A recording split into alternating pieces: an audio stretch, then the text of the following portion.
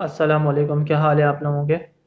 आज की video retention money के ऊपर बना रहा हूँ। एक वीडियो के नीचे कमेंट किया था एक हमारे एक स्टूडेंट ने, उन्होंने पूछा था कि रिटेंशन मनी कैसे निकालते हैं, तो उसका कॉन्सेप्ट देने के लिए ये वीडियो बना रहा हूँ। मान लीजिए कि एक ऑर्गेनाइजेशन है जो शूज़ वगैरह सेल करती है, जूते वगैरह।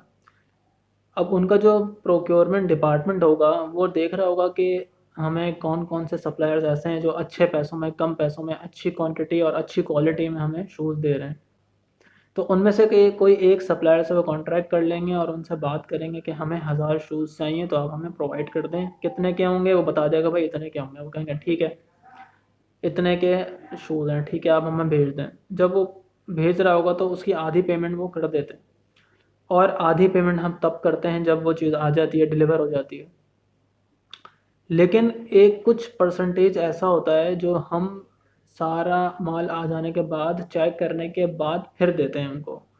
वो कुछ टोटल अमाउंट का कुछ 5% या 10% या जिस तरह वो ऑर्गेनाइजेशन चाहे वो रख सकती है। उस परसेंटेज को रिटेंशन मनी कहते हैं।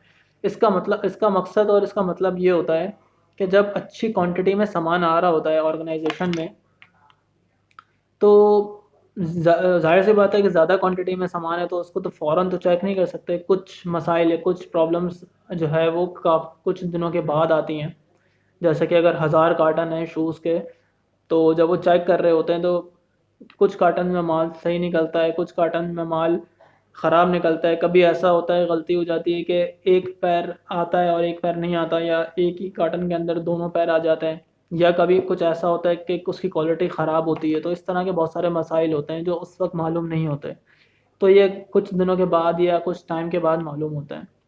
तो जो रिटेंशन मनी का जो कुछ परसेंटेज जो कॉन्ट्रैक्ट और सब कॉन्ट्रैक्टर और सप्लायर के बीच में जो मुआहदा होता है, यानी कि ऑर्गेनाइजेशन और सप्लायर के बीच में जो पैसों की लेन देन होती है, उसमें कुछ परसेंटेज वो रोक के रखते हैं ऑर्गेनाइजेशन, जब तब तक के लिए जब तक उसकी सारी क्वालिटी और सारे कार्टन या सारे सामान चेक ना हो जाए।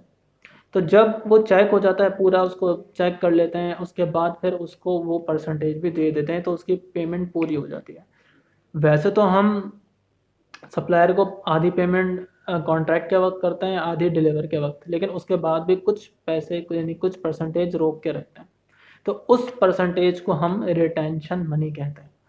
उसका मकसद सिर्फ यही होता है कि सारे सामान को चेक कर लिया जाए, आराम से चेक कर लिया जाए। वो इतना अमाउंट होता है कि जिससे जो सप्लायर होता है उसको भी कोई प्रॉब्लम नहीं होती और ऑर्गेनाइजेशन को भी नहीं होती। लेकिन एक सेटिस्फेक्शन हो जाती है कि हाँ, सप्लायर ने आपको ये चीज़ अलाउ कर दी है कि आप पैसे इतने रोक सकते हैं। जब आप सेटिस्फाई हो जाएं कि सारा माल आपने चेक कर लिया, उसके बाद हमें ये पेमेंट भी कर दिएगा, तो वो पेमेंट कंप्लीट हो जाती है। तो रिटेंशन मनी का ये मकसद होता है। उम्मीद है आपको कुछ समझ में ज़रूर आया होगा। अगर आप हमारे चैनल पर नए आए हैं तो प्लीज़ इस वीडियो के नीचे रेड कलर का बटन है सब्सक्राइब का, उसको आप सब्सक्राइब कर लें, और बराबर में ही बेल आइकन भी होगा, उसको भी आप क्लिक कर दें, ताकि जब भी मैं कोई नेक्स्ट वीडियो अपलोड करूं तो उसका नोटिफिकेशन आपको सबसे पहले मिल जाए।